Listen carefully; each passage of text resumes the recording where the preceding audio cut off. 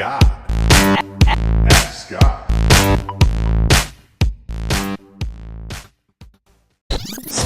Hey Scott, my name is Tom. I'm from Ohio, and I have a question about the copyrights.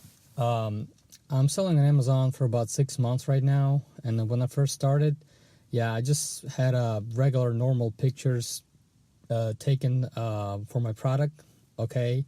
And then about 2 months after, I actually hired one of Los Angeles photographers. I paid a lot of money, about $900 to take 7 pictures. And he actually did a great job, and my conversions went up almost twice after he took those great pictures.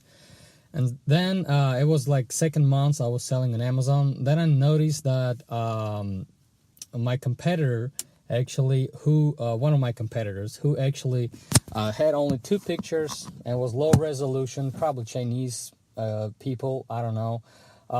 And I was tracking their ratings all the time, and then they just took my pictures and put their logo on the corner of the picture.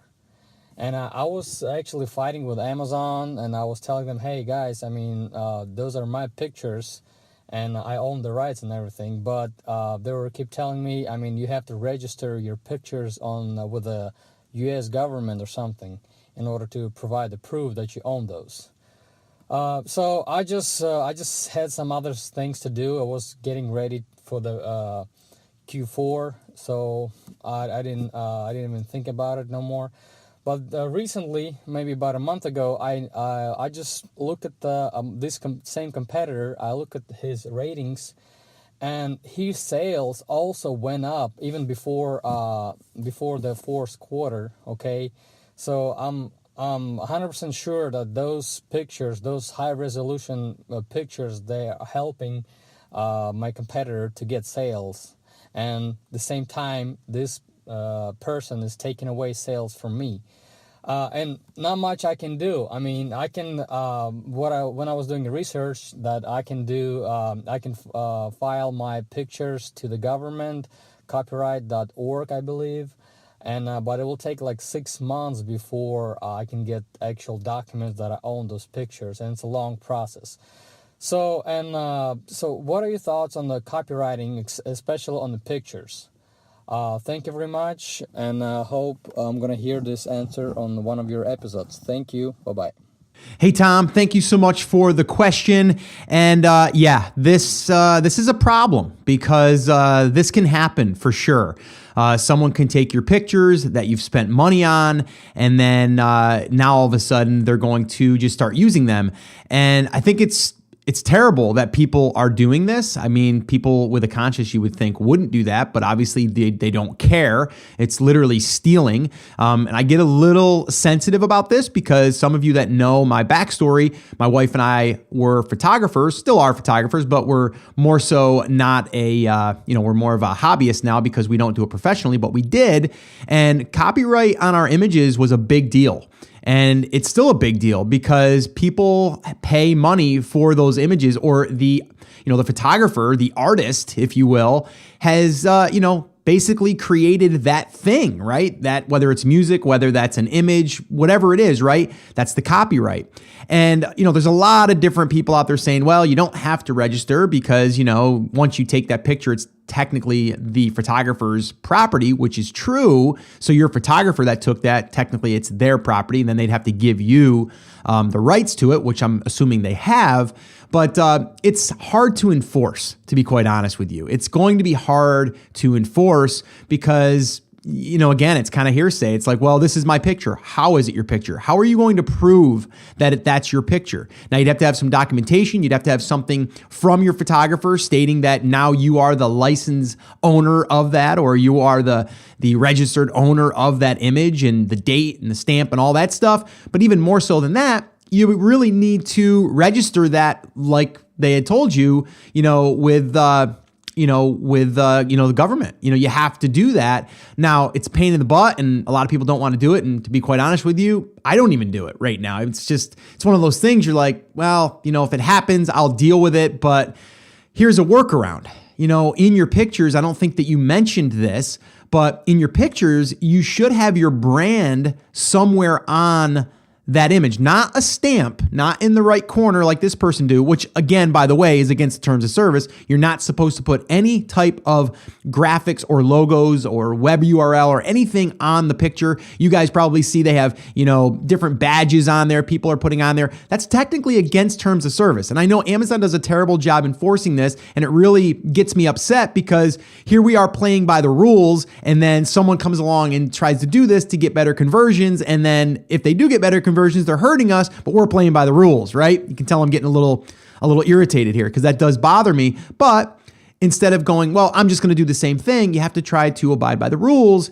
And one way of doing this, again, is to have your logo on the product and then in the picture have that on there. So now if someone is selling that same product or a similar product and they don't have the markings on theirs, they can't use that image. So that would be a clear giveaway to Amazon. You would say to Amazon, listen, I'm the owner, the manufacturer of this product. My logo is stamped right in the mold, or it's right on the packaging. Maybe you have a picture of your box in the image. So if you don't already have a picture of your packaging or anything in the image, you should do that, because then that will differentiate yourself and it'll show a mark of your business. Because that other person, if they're selling the same product and using your image and then it's got your logo on it, guess what?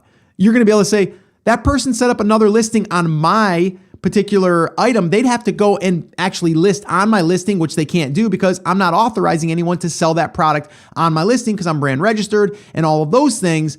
So one thing that I would say right off the bat is if you have any packaging and you have brand on there, you have your brand markings on there, you want to use them in that image. And I know you've already spent a ton of money on these images. You can still use those images. You just can't use it as your main image, which your main image is probably the thing that really upped your conversions as well.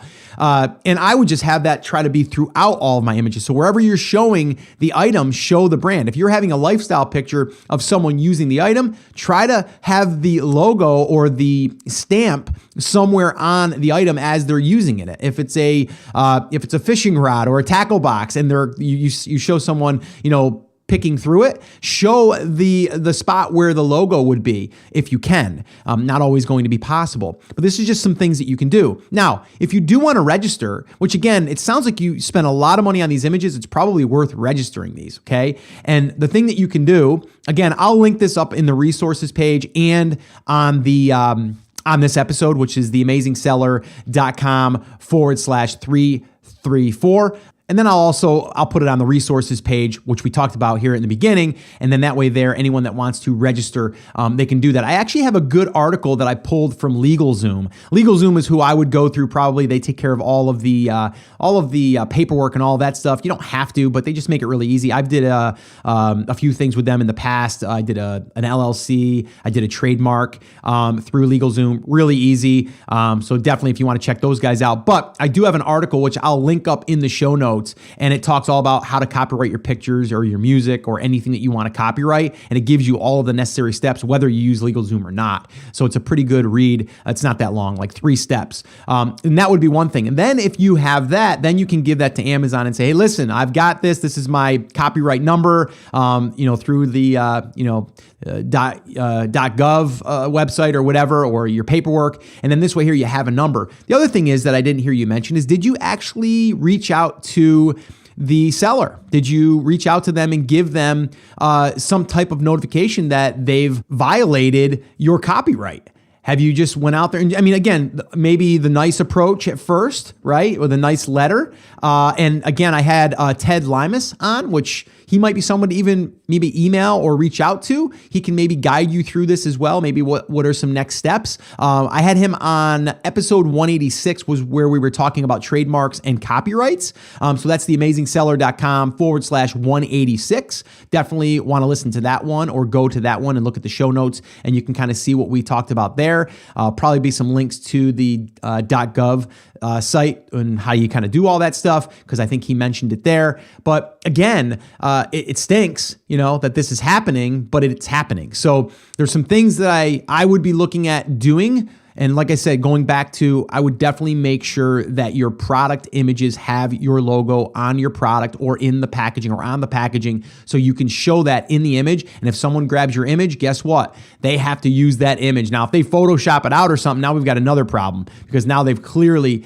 taken that and modified it, and that's a no-no. So hopefully this has helped you or anyone else out there that is thinking about creating some really high-quality images, which you should be, because just like Tom said, I think he said he tripled or quadrupled his sales just by updating his images and creating some really nice images of the product. And yeah, I think that's really awesome too. So good job there. But that's what I would definitely do as far as the copyright stuff goes. So hopefully this helped. Thank you so much for listening to that episode of Ask Scott. Now that was just a highlight from one of our full episodes where I generally answer 3 to 4 questions on a podcast. If you want to go back and listen to all of the past archives of not just the Ask Scott session, but all of the full episodes where I do interviews with top Amazon sellers, people starting from scratch and building a business, if you want to listen to any of those episodes, head over to theamazingseller.com and you can find all of that over there. You can also find details there on how you can ask your own question and get it aired on an upcoming Ask Scott session and possibly see it here on YouTube or just on the podcast. All right, so definitely head over to theamazingseller.com. There's tons of resources over there for you to be able to build your e-commerce and Amazon business. So definitely go check that out. Now, I just wanted to remind you one thing before I let you go. There's a lot of information out there and some of it is really, really good. What I want you to remember is you have to not just consume the information, you have to actually apply that information. So take this information that you learned here today and apply it to your business. And this way here, you can get results. As my shirt says, I wear it almost daily. Take action. We'll see you guys.